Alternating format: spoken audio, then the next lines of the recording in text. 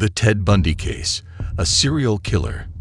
Ted Bundy was a notorious American serial killer who operated during the 1970s.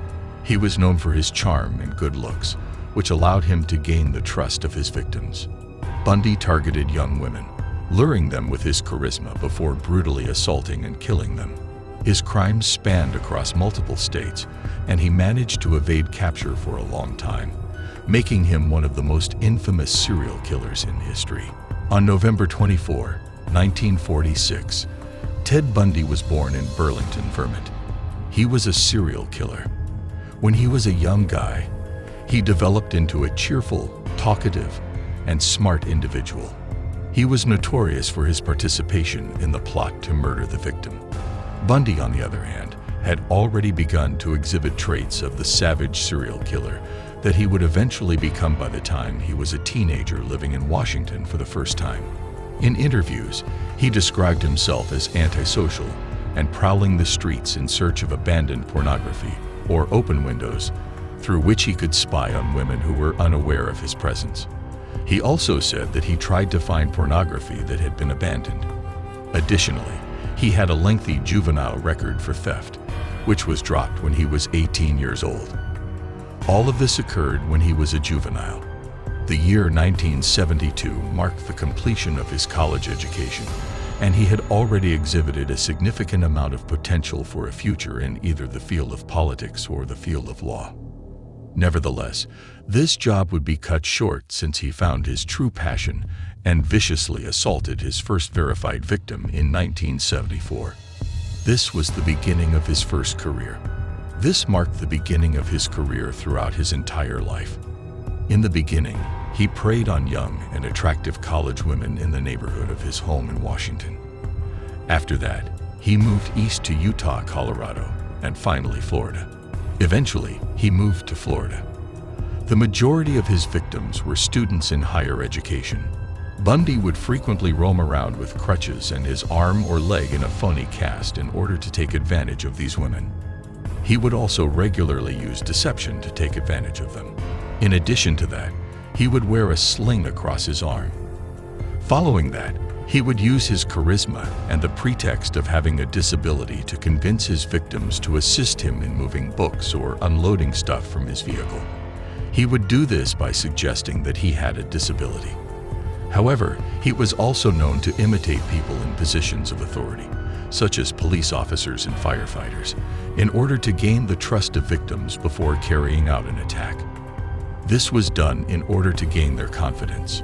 He would use a crowbar or a pipe to hit them over the head as soon as they approached his Volkswagen Beetle, which was manufactured in 1968 and was tan in color. He would do this as soon as they reached his vehicle. After he had struck his victims, he would use handcuffs to render them powerless, and then he would force them into the vehicle without their consent. Bundy would frequently take the passenger seat out of the vehicle and store it in the trunk or the back seat of the vehicle. This was a usual practice for him. Consequently, this would result in a vacant space on the floor, which would allow his victim to lie out of sight while he drove away. It was through the utilization of this strategy that Bundy was able to rape and murder a significant number of males. In the majority of cases, he would beat or strangle his victims, and then after they had passed away, he would mutilate their bodies. Following that, he prolonged the duration of the events by returning to the dumps where the bodies were disposed of, or even by taking them home in order to have further sexual pleasure. This was done in order to extend the duration of the activities. He displayed their severed heads in his bedroom and slept with their bodies until the putrefaction made it uncomfortable. This is much more horrifying than the previous statement. There were other instances in which he even displayed their heads inside his apartment. As the number of bodies continued to rise and witness accounts spread, a number of people made contact with the authorities in order to report Bundy as a possible suspect in connection with the fatalities that were taking place. As a result of the fact that he appeared to have a morally pure character and a clean-cut appearance, the police, on the other hand, dismissed him on multiple occasions. He was able to maintain his capacity to evade detection for an even longer amount of time because he learned how to leave almost no evidence that could be traced by the still crude forensic processes of the 1970s. This allowed him to keep his ability to leave virtually no evidence behind. The day that Bundy was finally taken into custody for the first time was August 16, 1975. After he had successfully escaped capture by a police cruiser, this took place in the state of Utah. After conducting a search of the vehicle, a lot of ominous items were discovered, including masks, handcuffs, rope, and other items. However, there was no evidence that could definitively link him to the murders. However, he remained closely monitored until several months later, when he was apprehended once more for the kidnapping and assault of one of his victims. Despite his release, he continued to be under intense surveillance.